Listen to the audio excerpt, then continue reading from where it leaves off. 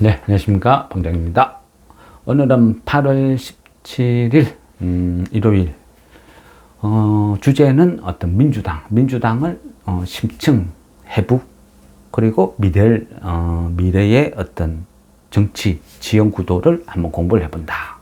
왜 하는지는 모르겠습니다. 어찌 보면 쓸데없는 공부가 될 수도 있고, 어쨌거나 주식을 접근하는 방법은 다양하다는 걸 보여드리는 거죠. 우리가 대주주 요건이 막연히 50억이다, 10억이다.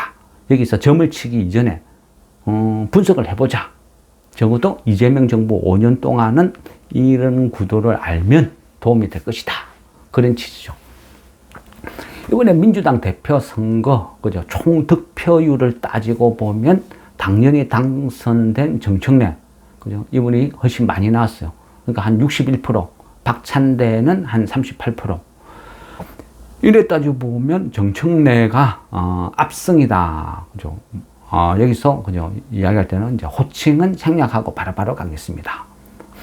어쨌든 뭐 정청래 대표가 61%로 압승, 박찬대 후보는 38% 떨어졌죠.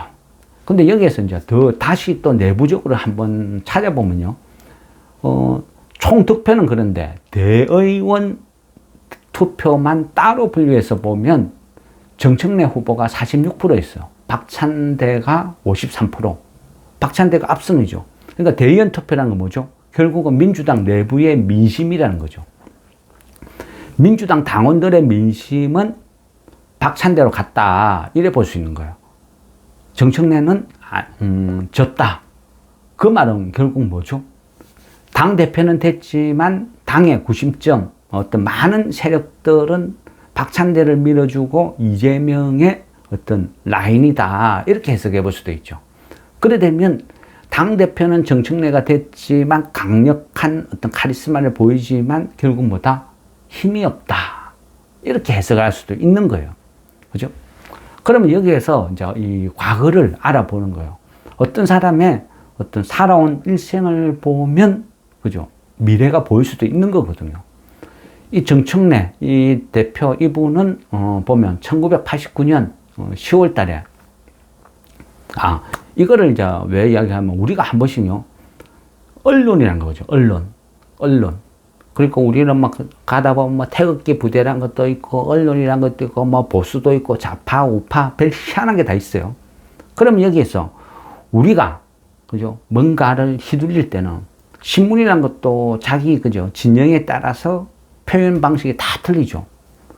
그래서 언론을 볼 때는 진실을 내가 알고 보는 거와 아무것도 모르면 이용당하는 거예요.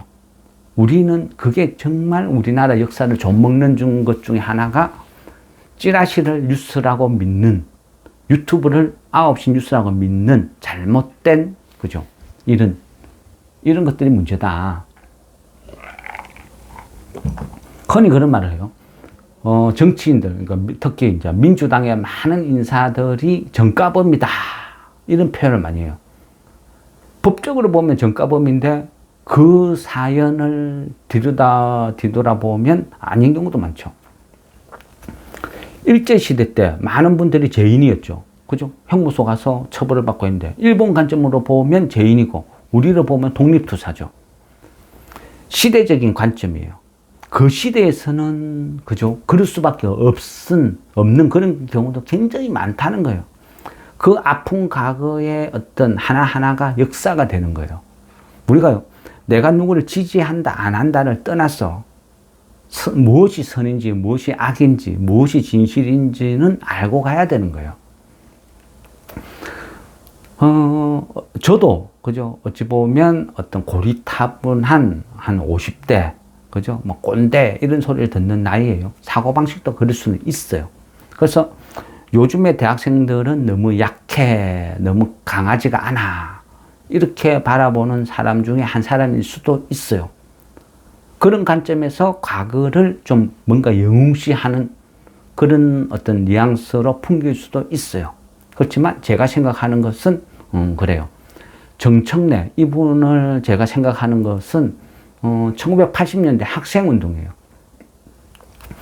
1989년도 10월 그때 보면요. 지금이랑 모습과 아주 그죠 매칭되는 부분이 굉장히 많아요. 아, 역사는 돌고 도는 건가? 이런 생각.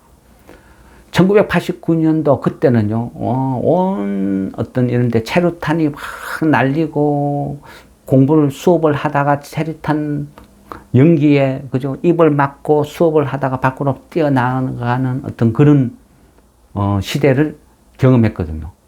1987년, 88년, 89년 민주화 팍 부르짖던 어떤 그런 시절이었죠.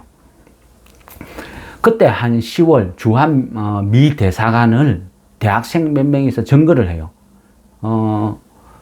이름이 반미, 그러니까 반미 구국 결사대. 그러니까 반미니까 그죠. 미국을 반대한다. 반미 구국 결사대 대학생 6명이 미 대사관에 난입을 해요. 난입을 하고 거기에서 미국 물러가라, 물러가라, 물러가라 하고 난리를 치는 거죠. 그러니까 막 뉴스에 나오고 막 신문에 나오고 막 그래 돼요. 그러니까 한쪽에서는 뭐예요? 우리 지금 태극기 부대 있죠. 그런 식으로 한쪽에서는 미군 없으면 우리가 다 죽는다고 벌벌 떠는 기성세대가 막 있는 그런 세상에서 젊은 대학생 6명이 미군 그죠 관절을 담을 넘어서 진입을 했어요. 그러면 언론이나 많은 사람들은 어떻게 생각하겠어요? 그죠? 철부지 없는 한심한 대학생들이 난입을 해서 난동을 벌였다고 뭐라고 야단을 치는 이런 쪽도 있었을 것이고 또 한켠에는 구국열사라고 칭송해주는 쪽도 있었겠죠. 어쨌든 그 당시는 군부시대니까 일반 언론들은 찍소리도 못했겠죠. 그러니까 일방적으로 얻어터지고 당할 수밖에 없는 그런 시대를 살아온 거예요. 우리 한강 작가 갑자기 그 생각나네요. 어쨌든 그렇듯이 그 당시에는 어떤 그런 시대였다. 그 당시 정권이 노태우 정권이었거든요. 노태우 정부와 주한 미 대사가 그레그 맞나? 그레그 주한 대사가 그 당시에 지배하는 어떤 그런 시기였는데 어쨌거나 그죠 난입을 해서 대학생들이 미 대사관에 난입을 해서 어떤 난리를 지기고 막 미군 물러가라 했죠. 근데 그 당시에 그렇게 난입을 하고 물러가라 하고 한 이유가 왜 물러가라 했느냐 하면요. 그 당시에 미국이 우리나라한테 시장을 개방해라. 그 유명한 한미 FTA가 되는 시기였어요. 그러니까 우리나라 시장을 개방하라 하니까 우리나라는 쫄딱 망한다. 그죠? 우리 시장을 개방하면 우리 자동차 시장 쫄딱 다 망하고 농사도 망하고 난리를 나는 거예요. 그래서 미국산 소를 먹으면 강호병 걸려가지고 죽는다부터 해서 온갖 그죠? 이 적대시하는 거 별별 일이 다 일어났다는 거예요. 결론적으로 따지보면 그 당시에